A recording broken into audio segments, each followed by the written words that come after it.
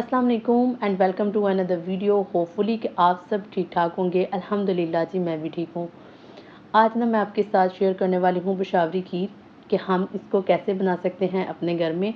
अच्छा, ये खीर जो ना ये मुझे सब चीज़ों से बेस्ट लगी है मीठे में। उसकी वजह एक इसका टेस्ट बहुत अच्छा होता है और ये बड़ी सिंपल चीज़ों से बनती है।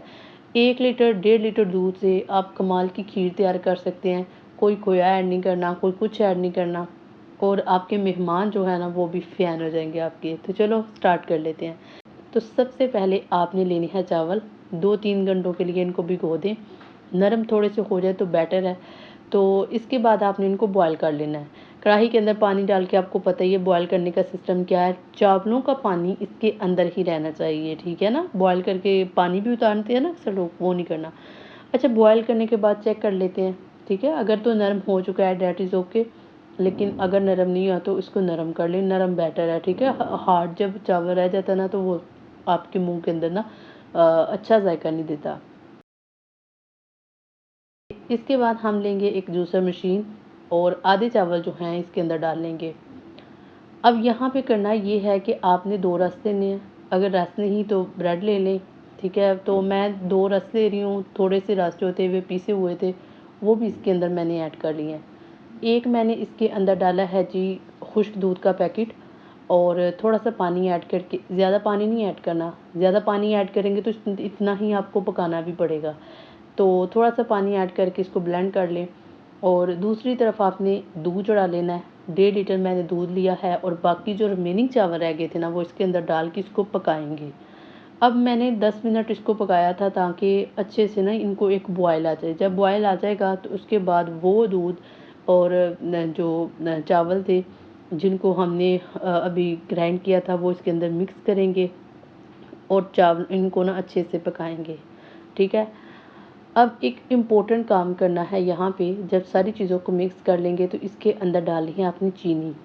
आधी चीनी डालनी है जितनी आप टेस्ट के मुताबिक खाते हैं, और आधी चीनी आपने बचा के रख लेनी है। जो आधी बचानी है उसको मेल्ट करना है। जैसे मैंने मेल्ट किया ना फ्राई पैन ने, इसी तरह मेल्ट करनी है। और कोशिश करनी है कि इसका कलर ज़्यादा डार्क ब्राउन ना करें, ठीक है। नॉर्मल सा डार्क ब्राउन करना है और फिर आपने इसको खीर के अंदर डाल देना है। खीर के अंदर आपने अक्सर होटल्स में देखा ना वो ब्राउन सा कलर आ जाता है, तो इसका भी ना वो ही कलर आएगा। मैं खुद फर्स्ट टाइम बना रही हूँ तो इस वजह से ना मैं साथ साथ अपना एक्सपीरियंस शेयर कर रही हूँ कि मेरी कैसी बनी है और कैसे आप करेंगे तो आपका रिज़ल्ट कैसे निकलेगा। तो इसके बाद बस ये आपने 15-20 मिनट और पकानी है और आपकी खीर जो है वो रेडी हो जाएगी। कुल मिला के 1 घंटे में ये खीर तैयार हुई है। जायका बड़ा लाजवाब है। आप किसी को भी पेश करें वो आपकी तारीफ़ करना ना भूलेगा नहीं। तो इसको पेशावरी खीर भी कहते हैं, पेशावरी किस्सा हुआनी भी खीर कहते हैं। बड़ी सिंपल और आसान रेसिपी मैंने आपके साथ शेयर की है।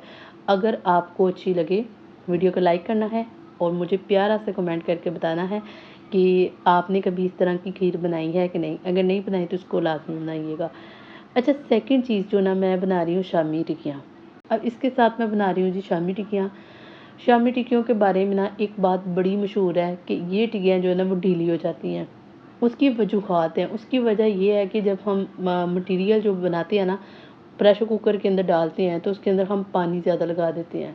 तो अगर पानी ज़्यादा लग जाए ना तो आपने इसके अंदर बेसन डाल के ना इसको हार्ड कर लेना है, ठीक है। बेसन डाल के हार्ड कर लेंगे ना, उसके बाद टिक्कियाँ बनाएं। टिक्कियाँ बनाने के बाद ना आपने इसको फ्रिज के अंदर रख देना है।